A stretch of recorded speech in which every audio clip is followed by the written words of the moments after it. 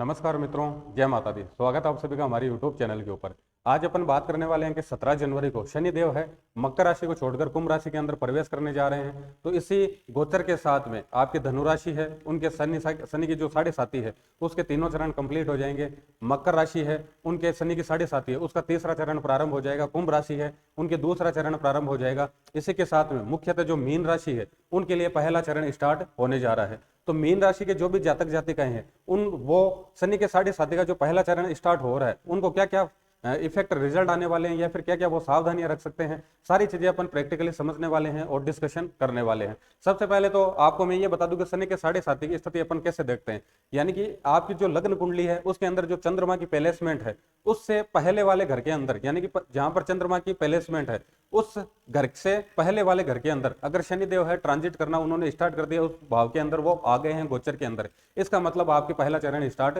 हो गया। और आपके चंद्रमा के ऊपर से, यानी कि लग्न कुंडली के अंदर जहां पर चंद्रमा की प्लेसमेंट है उसके ऊपर से अगर शनिदेव ट्रांजिट कर रहे हैं तो मतलब दूसरा चरण आपके स्टार्ट हो चुका है। और जहां पर चंद्रमा की प्लेसमेंट है उससे जस्ट आगे वाले घर के अंदर शनिदेव ट्रांजिट कर रहे हैं तो इसका मतलब तीसरा चरण स्टार्ट हो चुका है। और उससे अगर एक वाले आगे वाले घर के अंदर वो चले जाते हैं इसका मतलब आपके तीनों चरण है वो कंप्लीट हो चुके हैं। अपन मुख्यतः आज बात करने वाले हैं मीन राशि के बारे में। यानी कि मीन राशि है उनके लिए जो शनि के साढ़े साथी के पहला चरण प्रारंभ हो रहा है, क्या क्या वो चीजें लेकर आ रहा है, क्या क्या उन्हें सावधानियां बरतनी चाहिए और पॉजिटिव हो सकता है तो क्या क्या चीजें उनको अचीवमेंट मिल सकती है, और अगर नेगेटिव रिजल्ट मिलने पे आ जाए तो क्या क्या उनको नेगेटिव रिजल्ट मिल सकते हैं। और नेगेटिव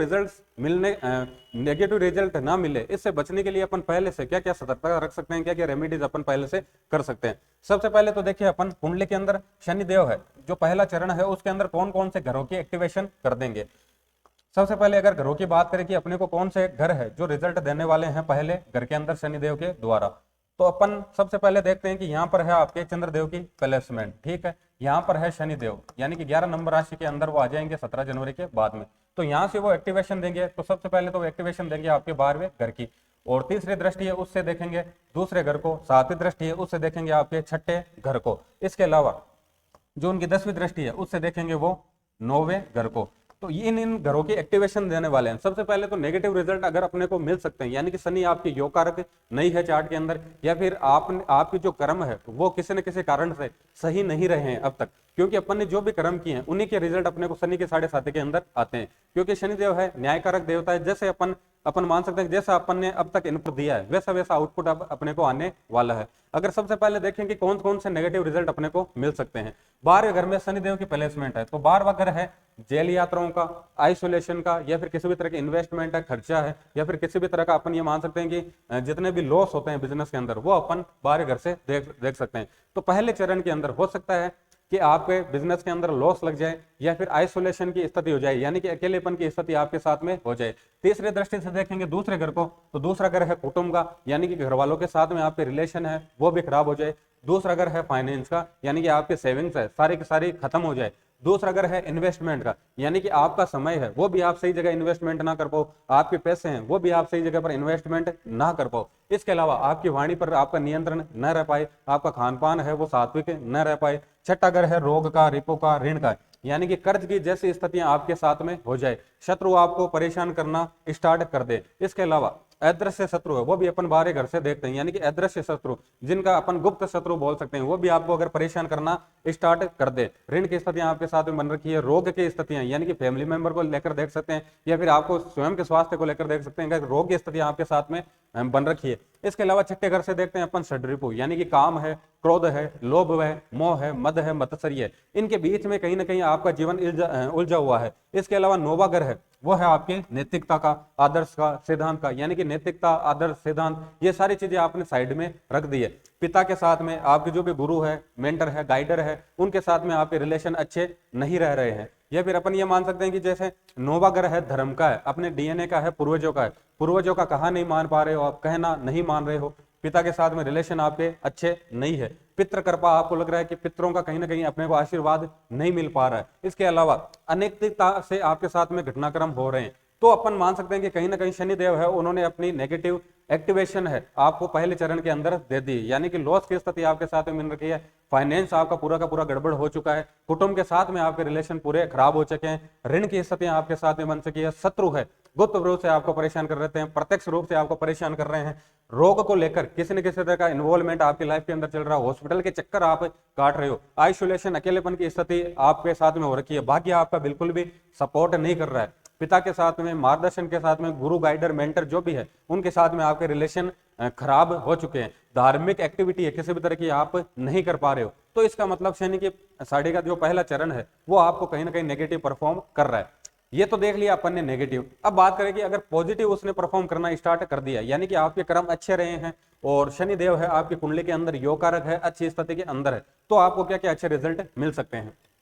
सबसे पहले 12वें घर की बात करें तो घर तो वही रहने वाले हैं, लेकिन रिजल्ट अपने को पॉजिटिव मिलना स्टार्ट हो जाएंगे। 12वां घर है, मुख्यतः देखते हैं इसे किसी भी तरह का व्यय भाव बोलते हैं, यानी किसी भी तरह का खर्चा है, किसी भी तरह का इन्वेस्टमेंट है, वो अपन 12वें घर से देखते हैं, यानी कि आपका समय और आपका जो पैसा है या फिर आप किसी भी तरह का इन्वेस्टमेंट कर रहे हो वो सही डायरेक्शन के अंदर आपका इन्वेस्टमेंट होने लग जाएगा। इसका मतलब क्या है कि आप 12वां घर आइसोलेशन का, अकेलेपन का, यानी कि अकेले होकर खुद के अंदर आप एक तरह का ट्रांसफॉर्मेशन लेकर आ जाओगे, खुद के अंदर बहुत अच्छा सुधार कर लोगे, खुद के अंदर खुद के व्यक्तित्व के अंदर अच्छा ज्ञानार्जन कर कर, अच्छी रिसर्च कर कर, अच्छी इनोवेशन कर कर खुद के अंदर पूरा सुधार कर लोगे, यानी कि पूरा व्यक्तित्व है पूरा का पूरा चेंज हो जाएगा। इसका मतलब शनि की 7.5 अच्छा परफॉर्म कर रही है। इसके अलावा कुटुंब के साथ में रिलेशन आपके अच्छे चल रहे हैं, फाइनेंशियल स्थिति है वो अच्छी चल रही है, वाणी है उसके ऊपर भी आपका पूरा कंट्रोल है, रोग से रिलेटेड, रिपो से रिलेटेड, ऋण से रिलेटेड किसी भी तरह की समस्या नहीं है। और छठा ग्रह है कंपटीशन सक्सेस का, यानी कि आपने किसी भी तरह की कंपटीशन सक्सेस इस समय के अंदर ली है, तो इसका मतलब आपके 7.5 है अच्छे से परफॉर्म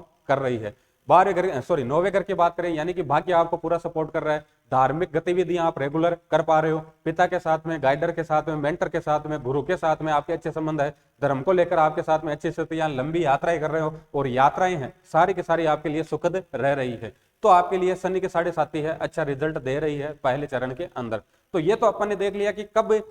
कैसे नेगेटिव रिजल्ट मिल सकते हैं और कैसे अपने को पॉजिटिव रिजल्ट मिल सकते हैं। अब अपन बात करें कि अपने तो स्टार्ट हो रही है, अपन पहले से ऐसे कौन सी एक्टिविटी कर सकते हैं जिससे अपने को शनि के 7.5 का पहला चरण है 100% अपने को पॉजिटिव रिजल्ट ही दे।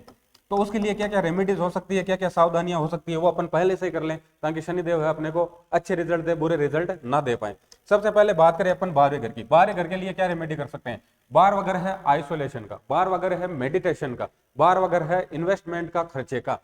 अब खर्च अपने को करना है, क्या खर्च करना है, अपन समय खर्च कर रहे हैं वो भी अपना खर्च है, तो इसका मतलब क्या है कि आप अपने समय का सदुपयोग है अभी से स्टार्ट कर दें, यानी कि फालतू समय इधर उधर आप नहीं खर्च रहे हो, खुद के लर्निंग के ऊपर, खुद में सुधार के ऊपर आप खर्चा कर रहे हो, यानी कि अपने समय का सही इस्तेमाल आप कर रहे हो, तो आपके पहला चरण है गोल्डन टाइम पीरियड बन जाएगा। इसके अलावा 12वां घर है आइसोलेशन का, यानी कि आप अकेले रहकर खुद के अंदर सुधार कर रहे हो। 12वां घर इन्वेस्टमेंट, यानी कि खुद के ऊपर सही तरीके से आप समय है उसका इन्वेस्टमेंट कर रहे हो। 12वां घर है मेडिटेशन का, योगा का, यानी कि आप मेडिटेशन वगैरह स्टार्ट कर देते हैं, योगा वगैरह स्टार्ट कर देते हैं, तो 100% आपके व्यक्तित्व के अंदर सुधार आ जाएगा। इस हिसाब से बात करें अपन दूसरे घर की, तो दूसरा घर है कुटुंब का, तो कुटुंब के साथ में अगर आपके अच्छे रिलेशन हो जाते हैं, वाणी के ऊपर आपका कंट्रोल है वो हो जाता है। इसके अलावा अपन बात करें कि खान पान है वो आपका सात्विक रहता है, वाणी है उसमें किसी भी तरह की गाली गलौच है उसका आप प्रयोग नहीं करते हैं, तो 100% शनिदेव आपको अच्छे रिजल्ट देंगे। छठे घर की बात करें अपन, तो छठा घर है सेवा भाव का,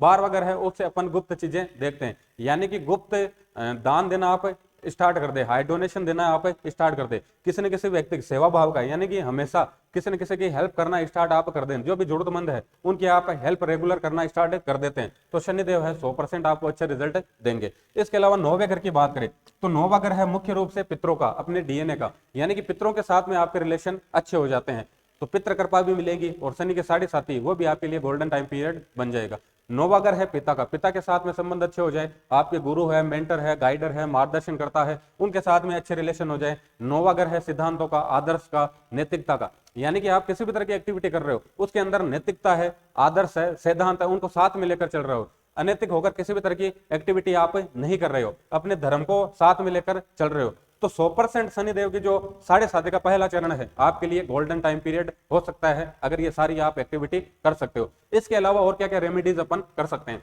शनिदेव है वो रिप्रेजेंट करते हैं आपके मजदूर वर्ग को, यानी कि मजदूर वर्ग है। अब मजदूर वर्ग से कैसे समझ सकते हैं अपन, जितने भी रिक्शा चालक है, जितने भी सब्जी विक्रेता है, या फिर अपन ये मान सकते हैं कि जितने भी व्यक्ति जो छोटे छोटे काम करते हैं उनके साथ में अपने रिलेशन अच्छे हो जाए, उनके साथ में किसी भी तरह की अपन बार्गेनिंग ना करें, उनको 5-10 रुपए एक्स्ट्रा दे देते हैं, तो कहीं ना कहीं शनिदेव है अपने से प्रसन्न होते हैं। इसके अलावा शनिदेव की और बात करें तो शनिदेव है कर्म के कारक, यानी कि अपन जिस भी प्रोफेशन के अंदर है, जिस भी काम के अंदर है, उसके अंदर ईमानदारी से अपने एफर्ट्स लगाए, उसके अंदर किसी भी तरह की लापरवाही ना करें, तो भी शनिदेव अपने को 100% अच्छे रिजल्ट देंगे। इसके अलावा मुख्यतः एक चीज और, जैसे शनिदेव है उनकी 8 नंबर को रिप्रेजेंट करते हैं, तो आपको अब 8 नंबर है,